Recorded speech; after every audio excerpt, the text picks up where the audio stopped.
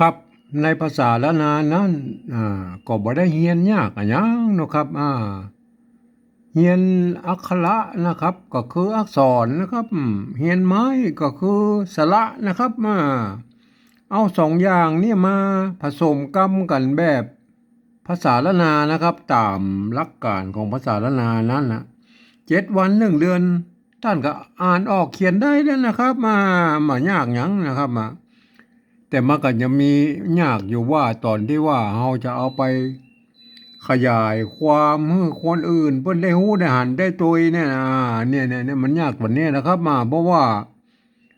คนที่เพิ่นฮู้บ่ฮู้ภาษาละนาน่ะมันมีนักนะครับเพราะฉะนั้นเราอย่าเอาไปขยายความให้คนอื่นได้ฮู้ได้หันตัวเนี่ยมันจะต้องเอา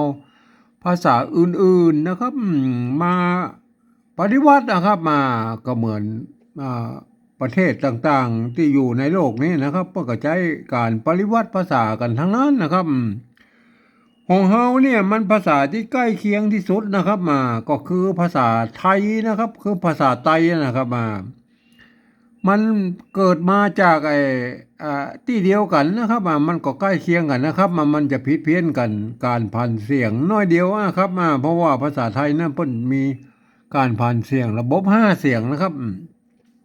ของละนาเฮานั่นมันพันเสียงได้เป็นระบบ6 เสียงนะครับมันได้หนักกว่านะครับเพราะฉะนั้นบนการเขียนนะเฮาจะเอาภาษาไทยมาเขียนภาษาละนานั้นน่ะมันเสียงมันบ่ครบครับมันเสียงได้บ่ครบครับ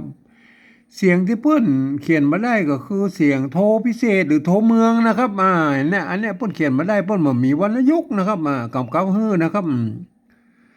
ในวัดพระสิงห์นั่นนะเปิ้นก็ห้องว่าเสียงนี้เป็นเสียงตีเพี้ยนนะครับวัดพระสิงห์เชียงใหม่นะครับเปิ้นก็ดัดแปลงของเปิ้นไปนะครับเปิ้นใช้ตัวเอียงนะครับผมเองเนี่ยผมได้ใช้จุดประดับไว้นะครับในกรรมนี้นะครับเสียงโทพิเศษนะครับกรรมอื่นๆสะกดไปอย่างนั้นนะครับอันเนี้ยนะมันก็เปิ้นฮ้องว่าปริวัตินะครับปริวัติไม่ใช่ว่าเปลี่ยนแปลงในทางที่ดีนะครับคือมันความหมายมันหูว่าอ๋ออันนี้มันเสียงนั้นนะอันนี้เสียงนี้นะครับมันถึงจะอันนะครับวันนี้เรามาดูนะครับภาษาละนาเปิ้นว่าอย่างอี้นะครับเห็นไหมกันว่าจะนะครับไม่ใช่จะนะครับจะมัดบ่ต้องด้วยปอกำปากกำคอมัดกันก็ได้นะแม่นะอันนี้มันก็นะครับออกเสียงก็นะครับแต่บริบทในการอ่านข่าวนะครับกระโลงหรือก่อนแปดอะไรอย่างแล้วแต่นะครับมัน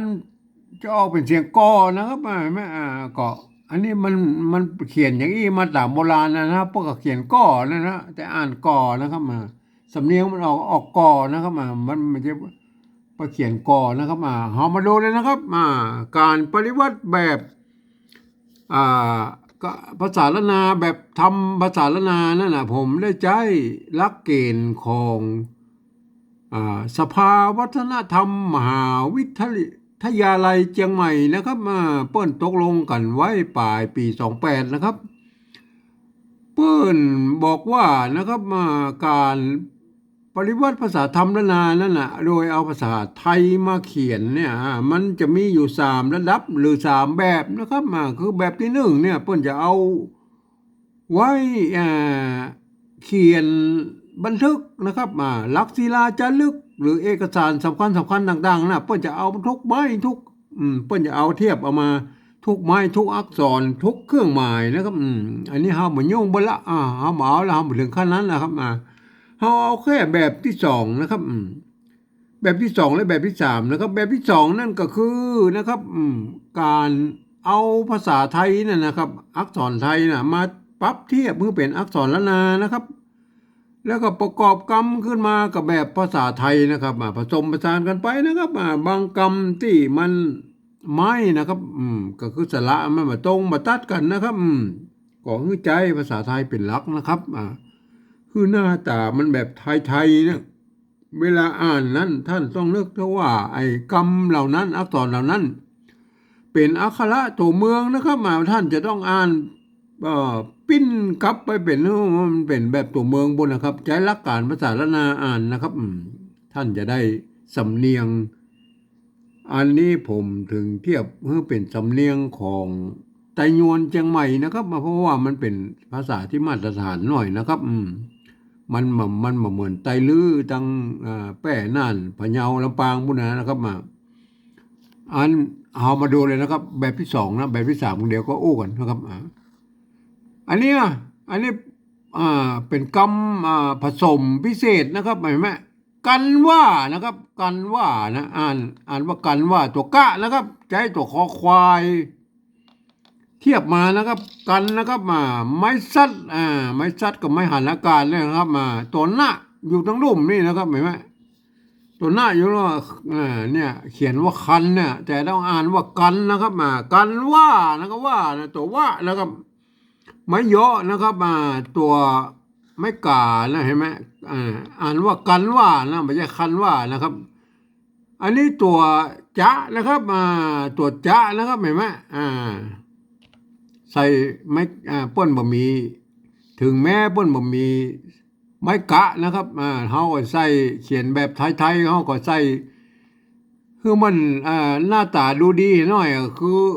ไม่ต้องไปเขียนโดดๆแล้วก็เขียนจะเลยนะครับตัวนี้อ่านจะนะครับไม่ใช่อ่านจะนะครับถ้าอ่านแบบไทยมันอ่านจะนะครับ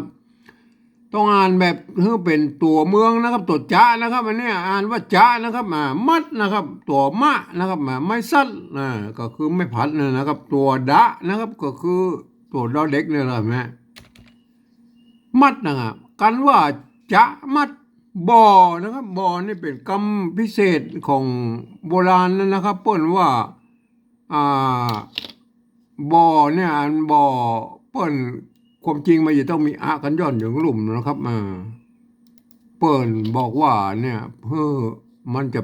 ถ้าเอาใส่อะกันย่อนใส่ไม่เยอะมันก็จะไปตรงไปตัดกับไอ้บ่อน้ำบ่อหินอย่างเงี้ยเปิ้นก็เลยเอาเป็นคำพิเศษเนี่ยไอ้คำนี้นะครับหมายว่าเปิ้นก็ตัดอะกันย่อนออกไปนะครับบางที่เปิ้นใส่ไม่เยอะบางที่ก็บ่ใส่ไม่เยอะก็แล้วแต่นะครับก็แบบอี้นะครับบ่อแบบอี้นะเปิ้นก็เขียนเต้าอี้นะครับในสมัยโฮงพิมพ์ป้อเลี้ยงเมืองใจนะครับสมัย100 ปีที่แล้วเนี่ยนะครับเปิ้นก็พิมพ์อย่างนี้นะครับเหมือนเนี่ยบ่อนะครับเปิ้นอ่านว่าบ่อเปิ้นมีตัวเยอะนะครับเปิ้นก็อ่านว่าบ่อนะครับเพราะฉะนั้นก็บ่อนะครับเฮาก็ไม่กังนี่ครับมาโดยแล้วนะครับถ้าเป็นแบบที่หนึ่งเอามาโดยนะครับอันนี้เฮาเอาใส่ไม่เยอะบ่อไทยนะครับบ่อไทยนะครับต้องนะครับตัวตะนะครับก็คือตัวเต่านะครับไม้ขอจ้างก็คือไม้โทนะครับกันย่อนก็คือตัวอ่างนะครับตัวงะนะครับตัวงองูนะครับเห็นไหมด้วยนะครับด้วยตัวดะไม่ขอจ้างนะครับตัวว่านะครับเห็นไหมตัวเนี้ยนะครับหางเนี้ยนะเห็นไหมด้วยบ่ต้องด้วยป่อนะครับตัวปะนะครับตัวปะไม่ก่อนะครับไม่ก่อนะครับเอามาแค่ตัวอ่างนะครับเห็นไหมไม้กังบนนี่มาตัวแล้วเห็นไหมแต่ถ้าเป็นแบบที่หนึ่งเอามาตัวนะครับมาต้องด้วยปอนะครับกำนะครับกำตัวกะนะครับตัวกะก็เอาคอควายนะเทียบมานะครับอ่านว่ากำนะครับไม่ใช่คำนะครับกำนะกำปากนะครับปากเมืองปากไทยกับไต้หวันนะครับกำนะครับกำนะครับอันนี้มันเป็นภาษาที่ปรับเทียบมานะครับคอนะครับตัวนี้ตัวข้าคอตัวข้าหางยาวเนี่ยใช้ตัวคอคนนะครับยืมตัวคอคนนะครับยืมตัวคอคนมาเทียบเอานะครับมาเทียบมาเป็นตัวข้าหางยาวเนี่ยครับตัวอ้างนะครับเห็นไหมคอนะไม่ก่อไม่กังบนนี่มาตัวแล้วนะครับมัดนะครับมัดตัวมะนะครับไม้ซัดกับไม้พัดนะครับตัวดะนะครับกันนะครับตัวกะนะครับ ตัวกะยืมตัวกอไก่มานะครับไม้ซัดก็คือไม้พัดนะครับกันแล้วก็ตัวหน้านอนหนูนะครับเห็นไหมมัดกัน อันนี้ก็ในทำนองแบบบ่อนะครับบ่อก็นะครับ อันนี้ก็เสียงโทปกตินะครับท่านจะเขียนตัวกะนะครับ ตัวคอควายใส่ไม่เยอะหรือจะเอาตัวกอไก่เนี่ยเอาเทียบไปเลยบูรณะกำซับไปเลยนะครับอันเนี้ยก็เนี่ยแต่เวลาอ่านจริงๆแล้วอ่านก่อนะครับได้นะครับได้ไม่มันเป็นไม่ไก่ยะนะครับเฮาเขียนปริวัติเฮาก็เอามาแค่นี้ก็พอแล้วนะครับเห็นไหมได้หน้าตามันเหมือนไปไทยตัวหญ้านี่มาตัวแล้วมันเป็นตัวหญ้าไม่เป็นตัวประกอบของไม้ไก่นะครับคือไม้ไก่หญ้านะครับหรือบะหมี่ก็ได้นะครับเนี่ยมันก็เป็นไม้ไก่ของภาษาละนานะครับ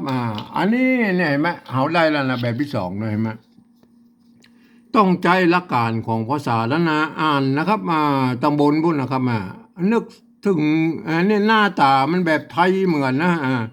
แต่นึกถึงว่าไอ้ตัวนี้เป็นอักษรละนานะตัวกะนะตัวหน้านะครับตัวว่านะครับตัวจะนะตัวมานะอย่างเงี้ยเราต้องนึกว่าเป็นตัวอักษรละนานะครับอ่านว่ากันว่าจะมัดบ่ต้องด้วยปอกำปากกำคอมัดกันก็ได้เห็นไหมต้องอ่านอย่างนี้นะครับท่านอย่าได้สำเนียงเชียงใหม่ไตยวนไปนะครับไปได้เลยนะครับอันการปฏิวัติแบบที่สามนั้นนะครับเฮาเปิ้นในปี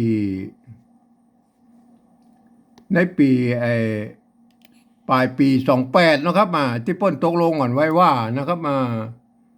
สภาวัฒนธรรมมหาวิทยาลัยเชียงใหม่เนี่ยเปิ้นตกลงกันไว้ว่าแบบที่สามเนี่ยเปิ้นคือหลักการของเปิ้นก็คือเอาหูฟังนะครับภาษาละนาที่เปิ้นเปล่งเสียงออกมานะคือเสียงกระบู้นั่นแหละเนี่ยเปิ้นอู้มาไว้ได้รับตาเห็นกันยังได้นะครับเอาภาษาไทยเขียนไปฉะนั้นนะครับมันก็มีอย่างว่านะครับกรรมที่เปลี่ยนทรงเสียงโทพิเศษเนี่ยนะเสียงโทเมืองเนี่ยเปิ้นมาเขียนมาได้นะครับภาษาไทยเปิ้นเขียนมาได้นะครับเพราะฉะนั้นผมจะได้เอาจุดประดับไว้นะครับในภาษาเสียงโทพิเศษเนี่ยนะโทเมืองเนี่ยวัดพระสิงห์เป็นใจตัวเอียงนะครับอันนี้เรามาดูเลยนะครับกันว่านะครับได้ยินว่ากันว่าแล้วครับอันนี้มันภาษาไทยเปิ้นไหวเลยนะเปิ้นอ่านว่าคันว่านะทีนี้เฮาคนมาเปลี่ยนนะเปิ้นเนี่ยนะครับกันว่านะครับเขียนมันเป็นอ่านออกแล้วมันเป็นเสียงกันว่านะครับเห็นไหมกันว่านะจะนะครับจะเนี่ยมันเสียงจัตวานะครับในสำเนียงไตยวนเชียงใหม่นะครับจะใส่ไม่จัตวาพวกเนี้ยจะนะครับเห็นไหมจะนะครับตัวนี้มันเขียนได้หลายแบบมันจะหรือจะอะไรก็แล้วแต่เอาเงาบนเขียนมาว่านะครับกันว่าจะมัดนี่ได้ละเสียงตีนะครับบ่ต้อง